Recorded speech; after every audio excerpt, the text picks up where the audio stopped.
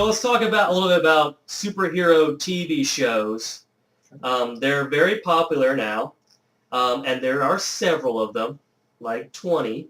So I thought it'd be kind of fun to rank the superhero shows 1 through 5, 5 being the worst on your list and 1 being the best. And we could take turns going from 5, 5, 5, 4, 4, 4, just like that. Explain a little bit why that's on your list there. Let's go with 5 on your list. This is your, your 5th best one. Go ahead. So I don't think I've seen 5 of them. So number 5 for me is just going to be not applicable. I'll pick up on 4. Okay. Okay, so what we had? We had Flash and Arrow. Yeah. And, Flash is one I kept. Supergirl. In Gotham for DC. And then we had Jessica Jones, Daredevil. Agent of S.H.I.E.L.D. and Carter, so there's 8. Okay, Gotham is out. Gotham is awful. Man, it's like a good 8 watch. Right. But it is ludicrous. And I love Batman. There are people who disagree. I stopped watching after the first season, but there are people who say they started watching the second season and they say it's good. I got halfway through. I got up into the point where the real insanity started, and where the one character died that you didn't think they were ever going to kill. About halfway through, it's bad. Okay. It's bad. The best description I've heard of, and I can't take credit for this, is it's like if it's like a prequel to the 60s Batman show. Okay. Where they can show the things that they couldn't show in the 60s, because it's like weirdly dark. Like almost horribly dark. It is pretty dark. There's a lot of violence. There really is. Stupidly campy at the same time. And then I really like the idea of Ben McKenzie as Gordon, but all he does is just like, I'm James Gordon. Like over again, it is bad. So what's your 5 then? So that's out. Supergirl is got a lot of potential, but it's going through the growing pains that shows go through early. Okay. I get a lot of the first few episodes of Arrow out of it. I mean, remember how Arrow was a very CW, Adventures with the Pretty Folks thing early. And the Supergirl's kind of got that issue. They need to work on some things with their characterizations, and they're getting more into their serialized plots. So I think it really will be fine. They had a little rating scare, but they did give it a full season order, so I think that it's going to be okay. But I wouldn't put it in the top 5 right now. Okay. So that cuts us down to 6. We're breaking through it. We're going back to you. We're going through love inside. Here, you think about that. I'll give you my 5. Okay, it's Arrow, and it kind of hurts me a little bit. People think that I hate on Arrow, and I kind of do, but it's because I love Arrow. So I'm so disappointed in Arrow. If anyone knew how long you waited in line to get his autograph, they would have no doubt. I got the autograph right over there. Not pictured, but it's here. By the way, it's weird when you meet celebrities because you don't know if this celebrity is going to be kind of into talking or if they're not. So you kind of have to prepare a question that's short and sweet, or they'll either say yes or no, or they'll kind of elaborate, and then you can kind of answer. I asked him, my question was, what kind of training program do you do with? And he's like, what do you mean? I was like, where you work out? He's like, I'm a personal trainer, thank you. And then they handed it to me, and I was like,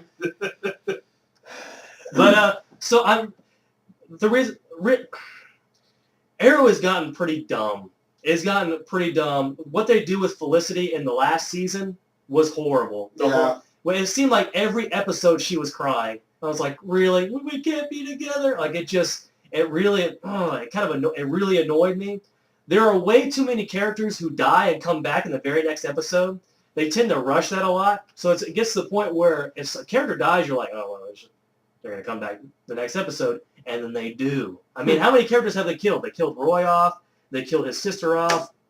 He's died. I mean, several characters that have died and come back. So it's kind of... Which is a comic book staple. It is. I mean, it is. It is, but not every character. And of course, this is a thing where the Lazarus Pit exists. So, and now we have time travel. And the one, world, so this kind of thing can happen. But the one cool point that I thought they could have actually made it pretty cool is when they tried to make Arrow bad, and they kind of did this whole thing, is he really bad? Or we all knew he was faking, but it was like he did it for an episode, and then he came back and he was good again. If they really would have, kind of really focused on that, and where you're actually starting to really doubt, maybe there is something wrong with him, what's going on, I think that would have been far more interesting to have like a bad Arrow that everybody's battling. I thought that would have been so awesome, but they really missed it there because it just felt so fake. You're like, okay, well, he's good, so when is he gonna and it was like the next episode, I'm good again. Yeah, I'll say I'm going to cut out Agent Carter. This is a tough cut because I really liked Agent Carter, and I think that couldn't get into it. Too many shows. Again, the visual blandness, and this goes back to one of the things I talked about the first Captain America. I love the period set. The period set was wonderful. It's exactly the kind of thing Marvel needed. Because I will get to this point later, but the visual blandness with another Marvel show, which is my big distraction for it. But I really liked Agent Carter in general. I thought as the plot went on, the plot kind of fizzled out. I wasn't really interested in the villain. And there was some idiot plotting that went on to get the villain into place to do his villainy. So that knocked just enough to knock it out. And then also a recent surge from another show will push it out of the top 5. Although I'm looking forward greatly to what comes with the ones that are going to start in January. Okay. So to 5, then pushing it out as its sister show, Agents of S.H.I.E.L.D. That's number 5. That's number 5 for me. Okay. S.H.I.E.L.D. is one that I think has had a lot of potential. I love some of the character stuff that they do. It is very overstuffed at times. Mac has existed for a season and a half, and it's just kind of a guy that's just there to bitch. Which is a shame. Sure. I feel like they're wasting him a little bit. The adapting recent stuff for comics can be tricky because you don't want to just always adapt the old classic stuff, but then occasionally sometimes you adapt things that don't have the power that you want them to have when it's a character that's only been around for a decade. And the whole long Sky thing where she's Quake. Like, Quake. Like that with a little bit of a... That can do it for me. But the last few episodes have really kicked butt. So I feel like that is pulling it way higher for me. I thought season 1, I think most people thought, up until the Hydra turn, it was pretty bad.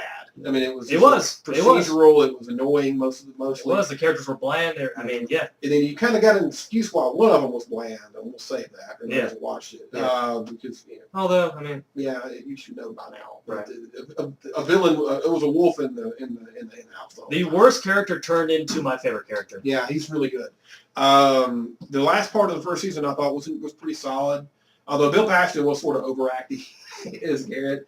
And then in season 2, they had the germs of a good thing going, but I never really got into the Inhuman storyline. I thought that the characters were sort of off-putting and condescending, especially the mother character. So basically, anytime Kyle MacLachlan wasn't on the screen was kind of a whiff for me down the stretch. MacLachlan killed it. Plus, I thought it was a little silly that the other S.H.I.E.L.D. existed and they never knew about it. It's like, maybe you're not very good at your job. If there's an aircraft carrier full of spies that you don't even know exists. Right. This season has improved greatly. I really like what they're doing. I called the thing on the planet being the big bad for the season. Okay. And I love that episode with Simmons. When she goes on the planet and they did this. Hold on, don't tell me I actually haven't gotten that far. Okay. So you actually would spoil. There's an episode coming. Way too many shows to watch. Yeah, it's way too many shows. There's an episode coming where it's very much like the Lost episode of the 48, which is one of my favorite Lost episodes, where they show the whole time period of the show that you've seen from these characters, the ones who are in the other part of the plane. Okay. Michelle Rodriguez and the big guy who's Mr. Echo. You see their whole time on the island in one episode. So it's a recoup from them. Oh, that's cool. And there's an episode like that coming up. And then the episode following that does a wonderful job of tying everything that they've done in the show together in a way that I didn't think they could do. So I was really, really impressed with that. And then the one after that continues that. Now, you can have questions with some of the mechanics of how they're getting to this place, especially with 2 things they do in the last episode. But I really think they've given the show a focus it's never had before. Because last season you had a lot of different things happening at the end. It was kind of hard getting fully invested in everything. Now they got one big thing going on, and then you got your character stuff on the side. And they kept the Pitts and Simmons thing going, which has been a really good part of the show. Yeah, I definitely enjoyed that part. Let's go ahead and let's go to number 4. Jeremy, do you have a number 4? Hopefully number 4. Let's get you in here, man. All right, so my number 4 is one that you actually didn't mention, but I have seen all of it, so I can put it there. It's Smallville. Okay. And I hate it. It's only number 4 because it's the only other one that I've seen. I watched it. I started watching it for Michael Rosenbaum. Okay. I really liked as Lex Luthor. And then he left the show, and I felt the need to continue to just finish out. Like, I put so much time into it, and I hate every second of it.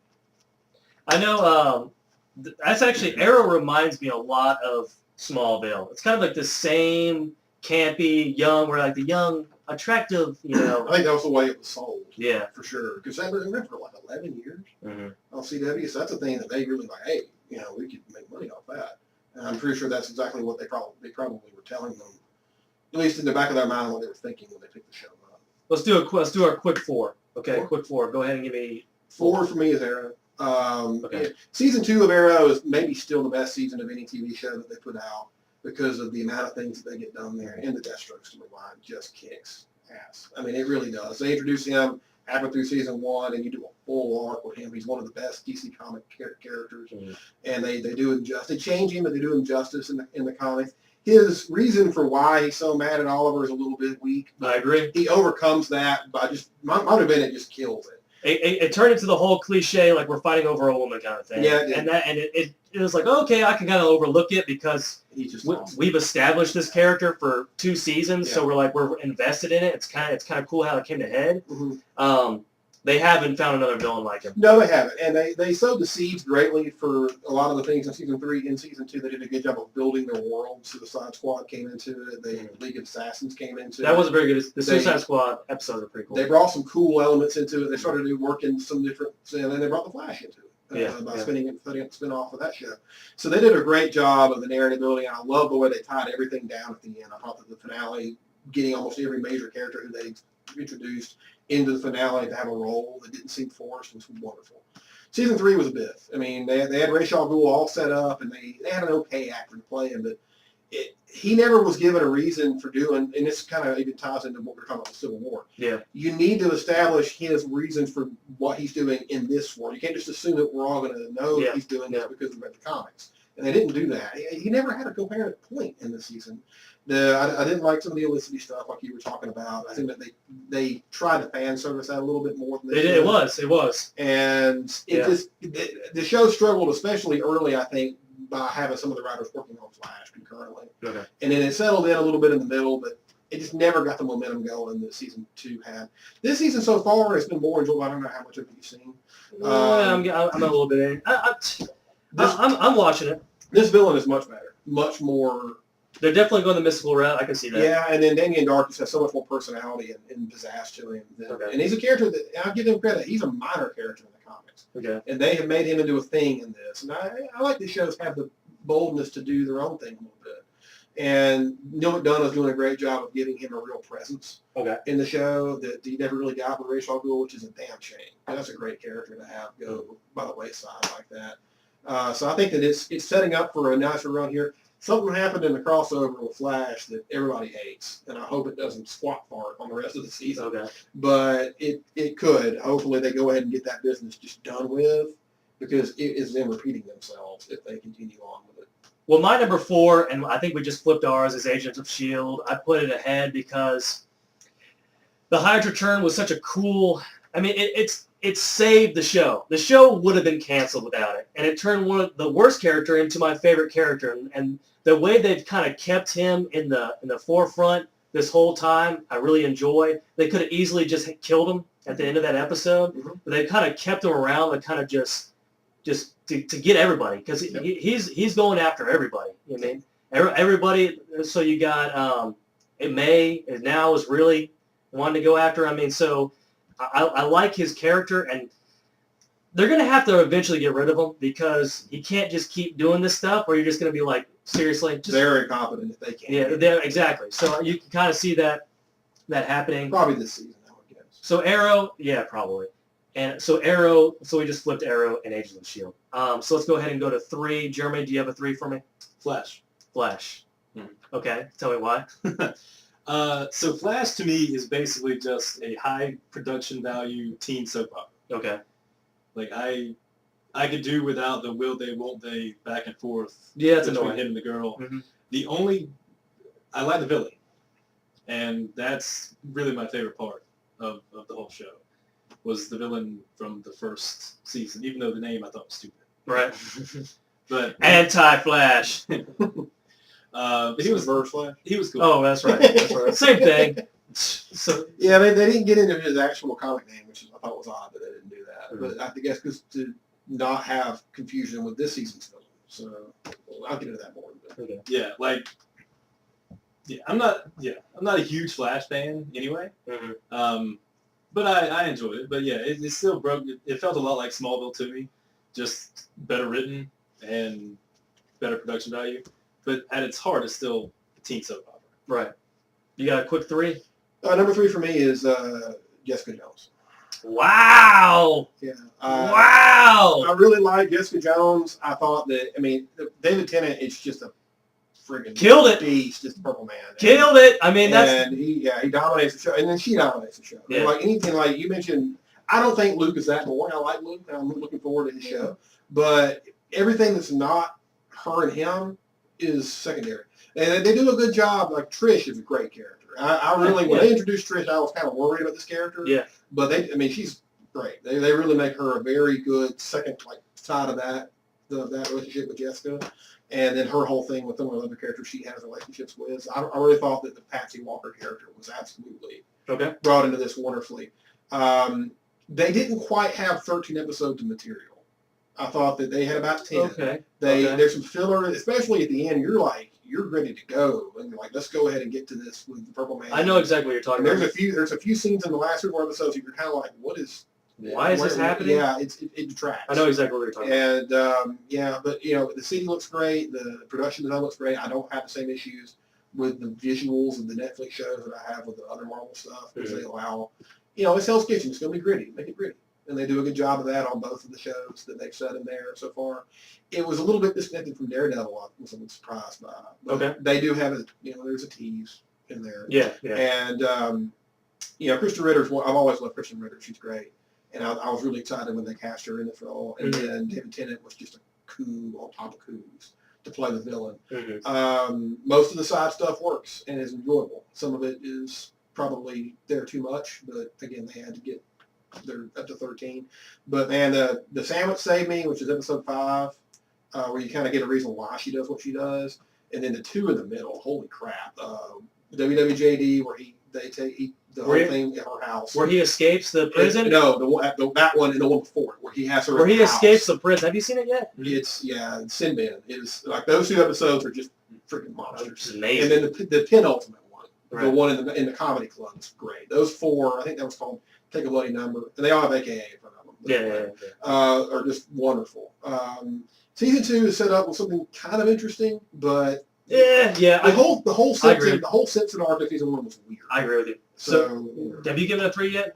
Yeah. Okay, so my 3 is Daredevil. Okay, so the reason why Daredevil has kind of fallen down a little bit because it was good. It was great. There wasn't a single episode where you're like, man, that is a great episode. There were great scenes. The hallway fight was a great scene, right? There was a lot of fights that are just really great scenes, but there wasn't an episode where you're like, man, I gotta rewatch that episode now, right? It was a good show, and it had a pretty good conclusion. It had a great villain. I liked how they kind of focused on his character. Midway through, they're like, okay, let's get to know Wilson Fisk a little bit. Yeah, I definitely enjoyed that. I like the gritty edge to it. I like the actor who plays Daredevil. I like what they're doing with his superpowers.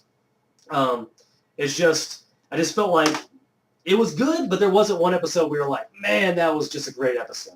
Okay, so let's go ahead. That was my 3. That was the 3. Let's go to 2. So number 2 is Jessica Jones for me. Okay.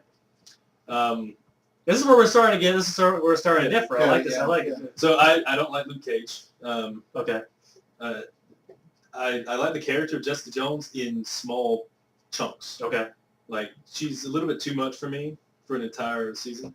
But David Tennant is fantastic. The Doctor Who pedigree. You're a Doctor Who fan? All right, so I kind of... I haven't seen it yet. Okay. So that's why it's 2. Was there an episode where you're like, what was your favorite episode of Jessica Jones? Probably the first one where you actually see his face. Okay.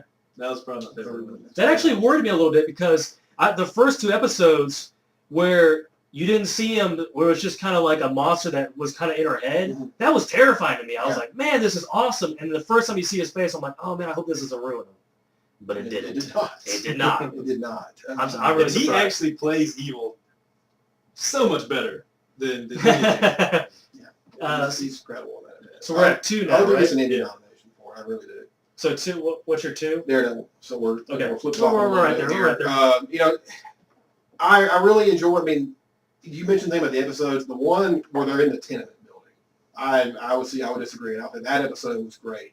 Now, funny enough, the structures of the 2 Netflix shows, you know, and we kind of talked about this, that Purple Man's storyline just so controlled Jessica Jones. Right. That anything that wasn't that seemed a little bit, like there's one, I think it's episode 4, it's one of the 2 that he's not in, and that was like, what is...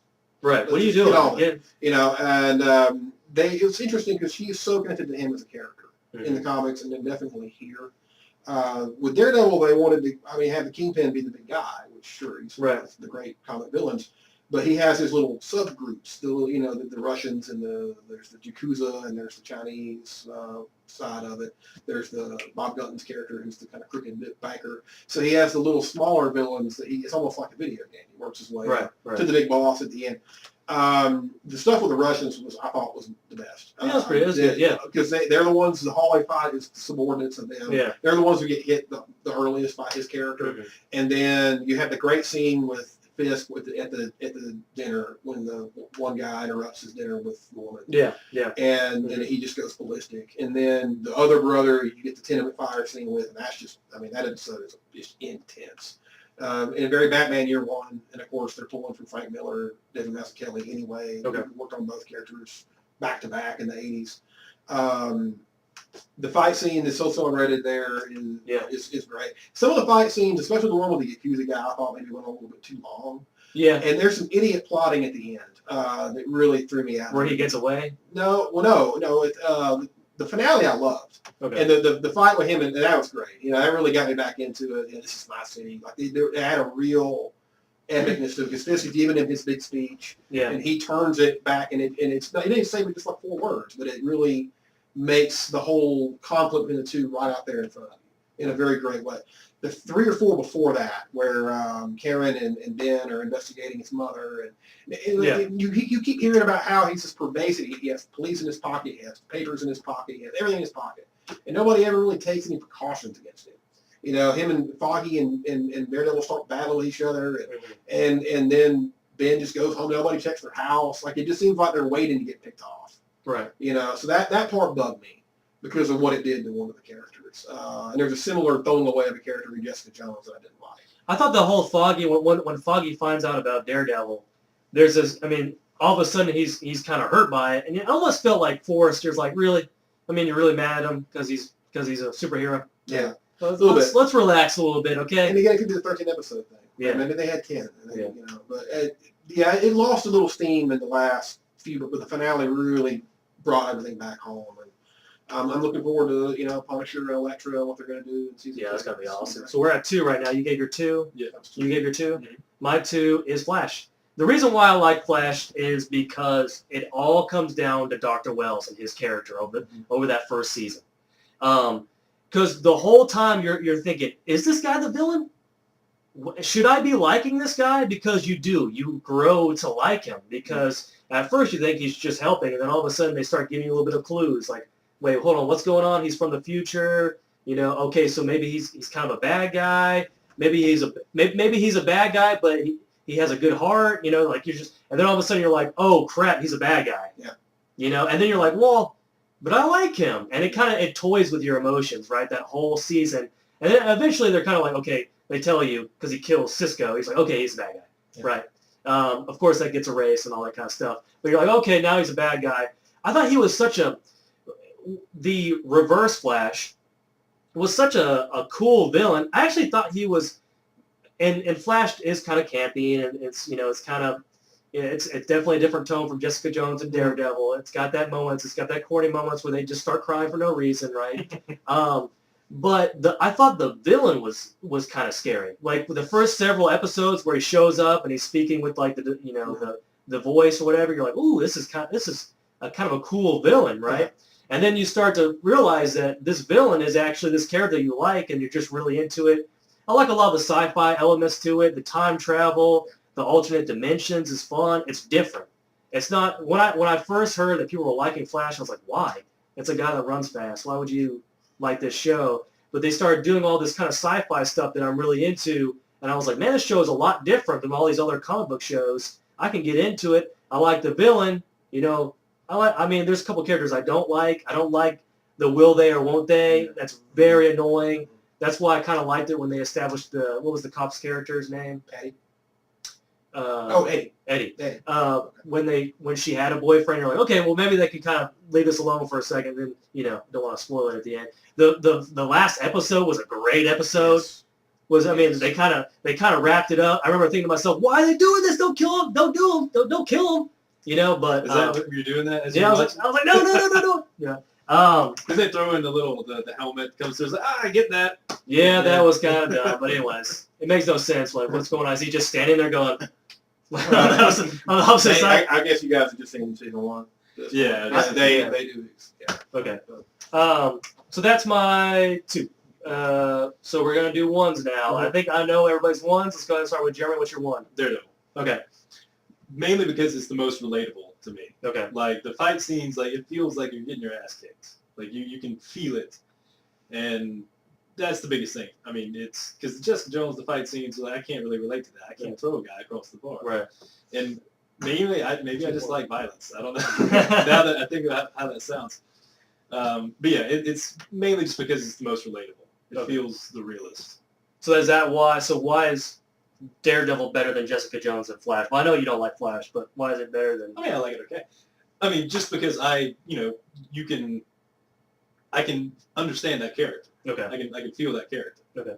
And that's the biggest thing. Like you don't really feel the sense of danger with Jessica Jones or Luke Cage or characters like that you do with Daredevil. Mm-hmm. So your 1, Flash. It's Flash. Yeah. I love the Flash, and I even love the flaws of the Flash. Because the Flash, to me, is the closest thing that I've seen to a comic book in motion. They set up, you mentioned It's Fast Enough is the name of the finale. That's a great episode. When he comes out of the tube, like with the fist out. I mean, it's just like classic Flash, like iconography they use. And Tom Cavanaugh's everything. As Harrison Wells / Ed Barthon / Professor Zoom is the name they don't get him in the show. Yeah, right. Because each Flash, there's 4 Flashes or whatever, each one has a reverse Flash. So I guess they just wanted to make it a little bit neater because there's Zoom, who's the reverse Flash for the Flash after Barry Allen, the Wally West modern age Flash, and Zoom in a different way is now the villain in season 2. Okay. Oh Lord, is he terrifying, by the way. So really? You guys get ready for that. But yes, does it have CW campiness? Oh hell yes, it does. It does. And the Iris thing is a problem all the way through the first season. I'll absolutely grant that. And I did like the way that they finally had her figure it out with a little tap of the lightning towards the end on her hand. Okay. But it took entirely too long. And then maybe making that same mistake with the character that I thought you were mentioning a minute ago, the Patty character. Okay. In season 2. But I love, first off, comic books don't handle that kind of stuff well in their pages. So it's almost like these flaws are sort of part and parcel with the comic book experience, especially the Flash is a Silver Age character, so much so. And they're using Barry Allen. Wally West, again, is the Flash from this time period, mostly. They brought Barry back years back. But, Wally's probably the more celebrated character as far as people who read comics now. But Barry is the one who established the Flash after the Jay Garrick version had been canceled. And a lot of the insane stuff, Gorilla Grodd, the various rogues, Mirror Master, the being able to travel to the other Earths, going back in time, all that comes from Barry. And those are all just Silver Age as hell, basically. It's just the most 60s, like talking about Superman and the Brainiac. It's that kind of stuff. Mark Hamill's villain was pretty fun. And they're tying in the old John Wesley shit one from the 90s. He does get a little Joker in there. You can hear the Joker voice come in. But he was a trickster before the Joker. Because he was the trickster on the show from 90. And they even use him in costume from that show as his file photo in this show. So they're kind of tying. Of course, the guy who plays his dad in the show is the Flash from that show. So they're and then Dr. McGee shows up, who's the female lead in that show. So they really pay homage to that series, even though it barely ran. But it was bad. And they brought Mark Hamill into the DC universe, which is probably the best thing that it did. Because then he had the Joker job on Batman animated series. He voices the trickster in the animated stuff. Right. So it's very, very important for that. Yes, and this like the one they're doing this week. I'm not gonna spoil anything. They just had their big crossover. Basically they did a lot of lifting of the weights to set up this new on both shows this season to set up the new thing, Legends of Tomorrow. And the crossover was basically just a 2-part prequel to that show. Okay. And as fun as that was to see all the new things and to see Vandal Savage, who I think is a great choice for the villain in that show. This one for the Flash is going to be the Christmas episode this week, and it's going to have Captain Cold, Trickster, and Weather Wizard, and they're all going to go after Flash together. And that is such a classically just stupid, fun Flash plot. Right. Let's all get him. Right. And Wentworth Miller just chews every line he has as Captain Cold in the best way. And he is a fun character. He really is. And Mark Hamill's just so unhinged as a trickster, and the guy that plays Heatwave, Dominic Purcell plays Heatwave, and it's the same kind of ludicrously unhinged guy. Weather Wizard he's a little bit more subdued, but you kind of forget that it starts with the Weather Wizard. His brother, the first one does. Again, Tom Cavanaugh makes the show work.